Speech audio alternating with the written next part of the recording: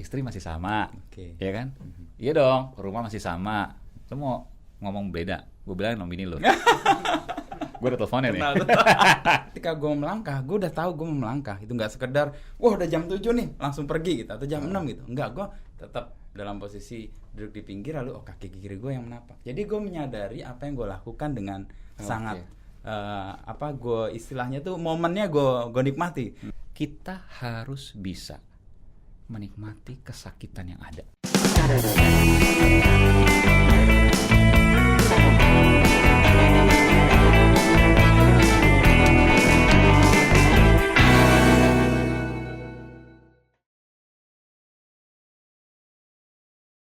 Wah itu mulia sekali. Cuman gue merasa agak, kalau Aiman kan merasa bahwa ada yang baru, nilai diperjuangkan. Gue ngerasa politik ya siklis saja, berulang. Jadi nilainya nggak akan keluar dari nilai kekuasaan yang diperebutkan aja sih. Gue mau nanya, menurut gue. Bukankah kehidupan selalu berulang, Pak Inu? Iya berulang. Dan karena gue rasa politik juga cuma berulang aja nih. Dan Anda tidak bosan dengan kehidupan kan? Gue gak bosan. Gue meskipun itu berulang, kita melewati sungai yang berbeda. Jadi air kita lewat gitu, besok kita lewat, apakah airnya sama? Beda. Beda ya. Tapi cara kita untuk menaruh kaki di situ, itu kan menentukan apakah kita menaruh atau enggak. Kalau kita ngerasa udah gitu-gitu aja, pasti kita ke tempat yang lain. Entah ke sawah, entah ke ladang yang lain. Kita tinggal di satu tempat yang sama, ya. Di rumah yang sama misalnya, di rumah kita melihat rumah setiap hari kita pulang hal yang sama. Persis. Tapi coba deh kita pindah kamar. Katakanlah misalnya ada kamar yang lain yang mungkin jarang tinggalin. Misalnya tukar deh, kita sama istri kita pindah ke kamar anak kita pindah ke kamar kita. Maka kita akan melihat hal yang baru di rumah Persis. kita. Ya. Disitulah mungkin gue mau sampaikan, gue berbeda dengan Mas Inu. Hidup adalah terkait dengan cara pandang. Hidup adalah bagaimana kita melihat dan merasakan. Ketika kemudian kita melihat dan merasakan, maka kita bisa merasakan hal yang berbeda, kita bisa menjalani hal yang berbeda. Maka ketika kita melihat hal terus yang sama, jangan-jangan cara pandang kita yang tidak mau berubah. Ya, persis itu. Itu yang gue alami misalnya begini. Tiap pagi nih. Susah gue ngomong selalu di-cut, selalu di-counter. Gue sepakat dengan apa yang lo bilang. Itu kan soal berkesadaran kan. Iya. Lo menjalani sesuatu dengan hati, dengan perasaan gitu. Sekarang gue tanya, lo tadi pagi ingat gak turun dari tempat tidur kaki kanan atau kaki kiri yang? Nggak ingat lah.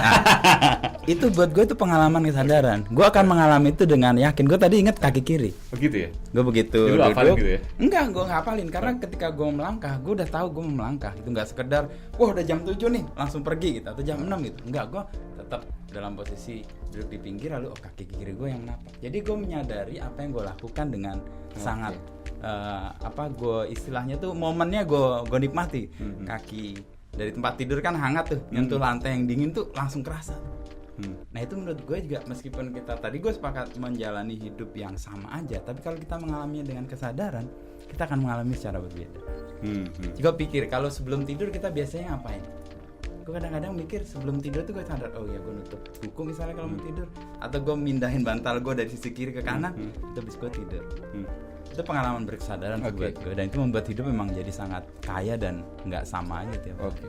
Tapi kalau tau nggak, gue dapetin ini nih bukan dari baca buku atau bukan dari kata orang, pengalaman orang, tapi dari pengalaman gue sendiri, dari nge-gym.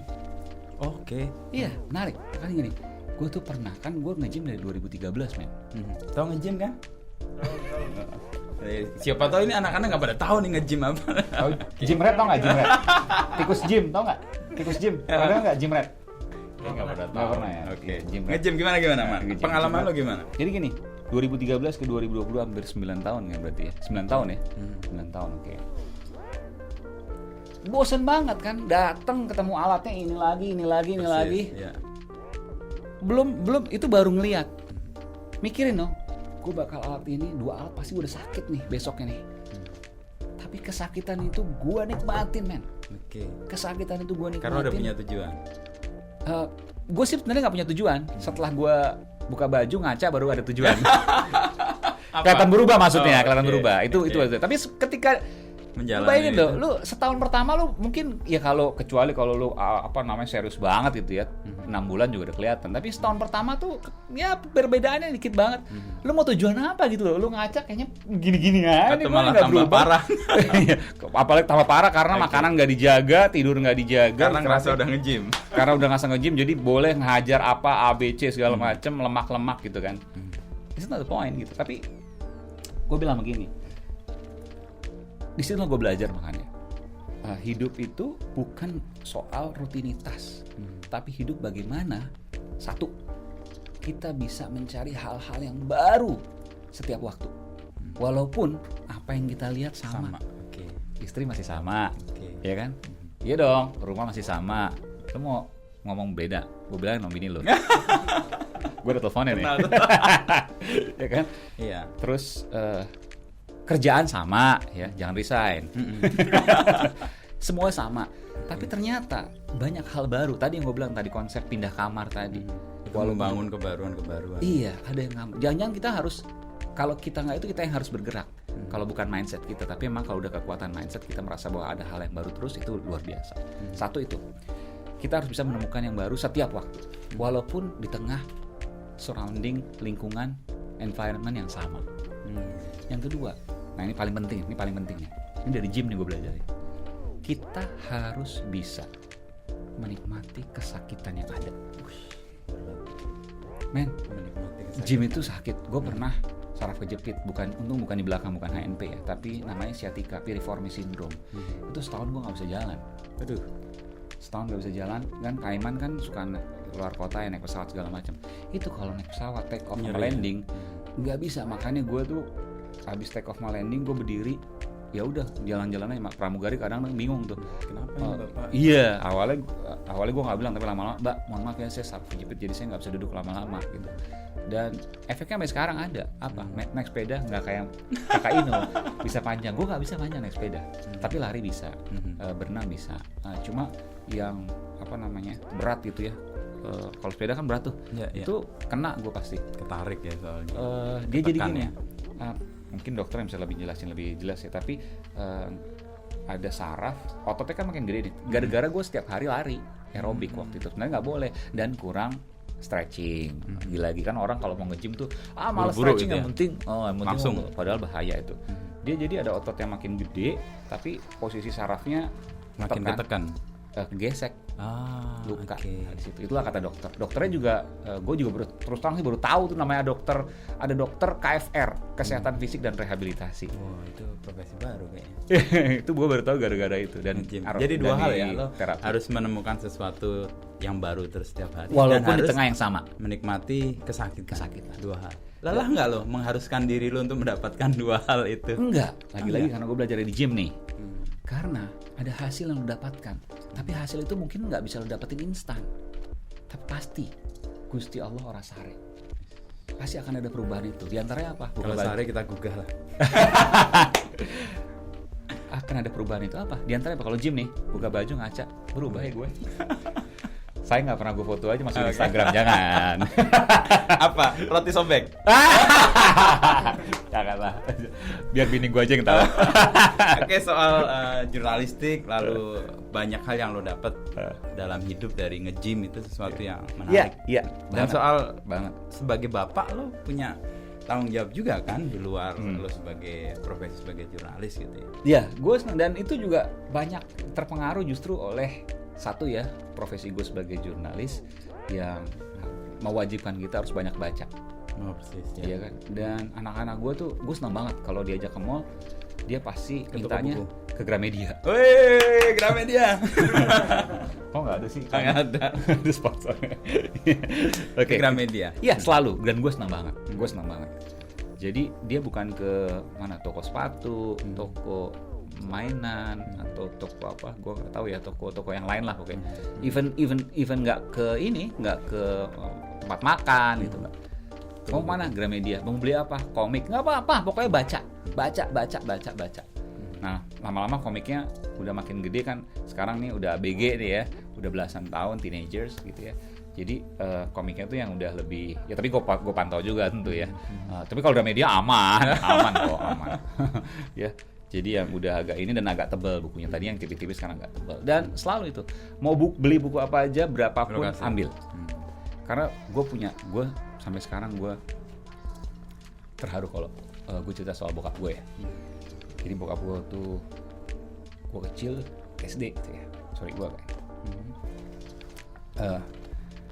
Dia anterin gue ke toko buku waktu itu. Gue mau beli buku. Dia pulang kantor, dia mau anterin untuk beli buku. Dia anterin beli buku sendiri. Anterin gue beli ke toko buku di ya kira-kira mungkin sekitar 1 kilo lah dari rumah tuh. Pulang kantor dia siapkan waktu untuk beli buku sambil dia ngomong begini. Kalau papa kan, kamu kalau untuk beli buku dulu 1 juta gede banget tuh bos. Iya, sekarang pun gede. Kayaknya gaji bokap gue dulu 1 juta belum ada, kayaknya dulu ya, tahun-tahun 80-an gitu ya. Kamu mau beli buku berapapun, papa akan belikan, asal untuk buku.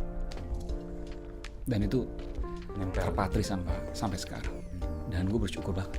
Karena waktu itu gue juga gak terlalu suka baca buku, men. Gak suka baca buku, tapi nggak suka baca buku gue ternyata kan bokap gue suka bawa buku, kebetulan kerja di penerbitan buku juga, iya. Jadi sebelum itu kan di spesimennya tuh dikasih lah gitu ya. Nah minimal gue baca covernya sama daftar isinya, walaupun tuh buku-buku mungkin buat anak mahasiswa, gue masih SD pada waktu itu ya, dan itu tertanam banget di gue. Dan headline Kompas selalu gue baca dari gue pertama kali bisa baca Donald Bebek dan Bobo. Yang waktu itu Bobo gue baca Bona gajah kecil berbelai panjang. Berbelalai. Iya, gue masih baca. Sampai sekarang tuh itu Bobo itu masih ada, dan anak gue pun sekarang masih ya luar yang paling biasa. kecil itu menikmati cerita itu. Iya, dan headline Kompas. Tapi gue waktu itu kadang-kadang, gue ngomong kan waktu itu Kompas bersaing dengan Pos Kota pada zamannya ya. Ya. Pada zamannya. Gue selalu bilang kok Kompas susah banget sih di ngertiin gitu kan. Itu kok gue SD. Iya. Lebih gampang di Pos Kota sih waktu itu ya. Ini sebut merek nggak apa-apa. Ini kan untuk edukasi juga ya. Tapi itu gue bisa menilai itu di usia kelas 2 SD, men. Oke. Artinya gue secara tidak langsung Dididik oleh orang tua. iya. Jadi gini, gue kan orang tua gue nggak langganan Pos Kota, cuma ketika gue di SD, gue masuk sekolah dasar itu kan teman-teman gue tuh baca tuh, kan komik-komiknya banyak tuh di Pos Kota tuh, akhirnya dia bawa comparing tuh. gitu ya. Iya, tapi gue nggak baca komiknya gue baca, justru malah gue baca headline-nya. Komiknya kan ada Leoncom, ada Otoy kalau yang pada tahu tuh. Mat Gaper, Mat Gaper tau kan ya? Doyok. Ya, Ya. Mat Gaper tuh lama-lama ada MacGyver ya.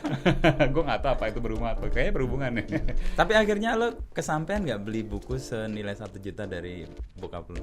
Dulu buku kan buku itu paling mahal 1.500 kalau nggak salah, paling mahal ya. Iya, tahun seingat gua. 80-90-an sih. 80-an akhir ya, 8 ya nggak 80-an akhir juga sih, artinya 87, 86 gitu lah ya. Itu ya sekitar 1.000 bahkan 500 rata-rata. 1.000 itu udah bagus banget, tebel banget.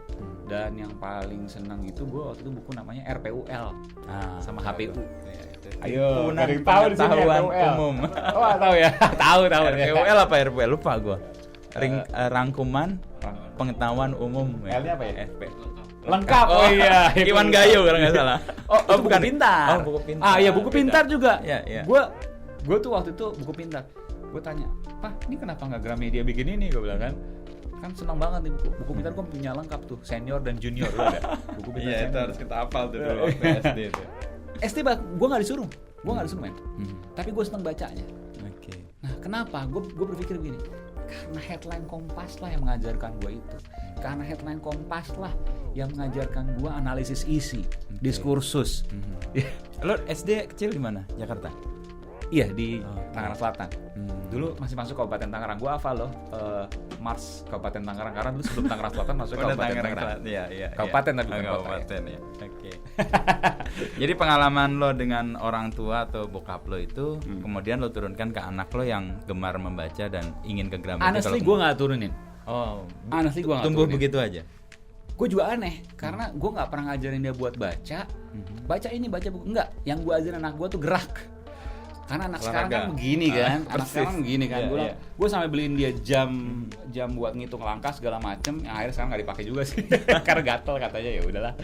Tapi gue bilang pokoknya harus ya. Sampai gue kemudian, lu tau elliptical kan? Tahu. Elliptical ya. Elliptical tuh gue taruh di ruang keluarga supaya gue bisa Lihat. Mantap. dan bisa taruh handphone di situ. Jadi lu mau main handphone, mau main Roblox segala Bisa macam. sekalian di situ. Lu buat tapi sambil begini. Tapi nggak jalan juga. Jalan kalau Oh, jalan. iya. 5 menit sehari di luar jalan kaki. Itu yang padahal gue tanamin tuh pokoknya kamu, ya gue bilang, nah gue bilang dua perempuan men. Kamu gerak. Kamu gerak. Gue nggak bilang kamu baca, tapi alhamdulillah ya, dia baca, dia senang. Ketika ke mall, anak-anak lain misalnya ke tempat main, mungkin ke tempat A, B, C, dia satu titik cuma Gramedia. Udah itu aja. Dan gue bersyukur banget gitu. Mudah-mudahan bisa, ya ini gue sih ngeliat sebuah hal yang positif ya, karena ya gue nggak ngeliat budaya membaca, literasi membaca segala macam, tapi gue lihat di sini bahwa yang paling penting adalah kemampuan dia untuk mengetahui itu dulu. Curiosity itu penting banget, keingintahuan itu penting, tinggal kita sebagai orang tua yang mengarahkan. Kasih ruang ya. Iya, untuk itu. betul, dan mengarahkan. Jangan sampai misalnya, kalau gue prinsip gue nggak tahu ya, lo mau ketahuin apa aja boleh, tapi tanya. Kalau Lu nggak tahu atau iya, pengen tanya ke orang tua. Misalnya mungkin kalau gue ke bapaknya karena dia perempuan agak sungkan, tanya ke ibunya.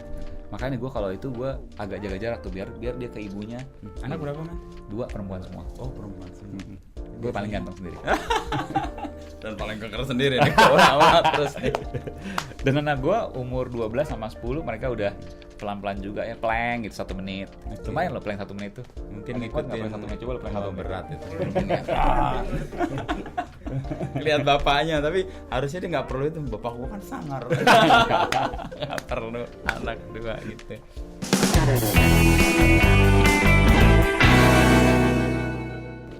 Yang dirawat tidak akan khianat. Nah, itu gua alami betul. Iya, kadang-kadang kalaupun ada khianat ya jangan jeralah merawat. Ada sertifikat layak operasi yang harus diurus gitu kan. Gue keluar dari Rawabuntu, ada tukang cukur lagi tiduran. Gue berhenti di situ. Bang cukur, dia kaget. Oh bentar pak, bentar.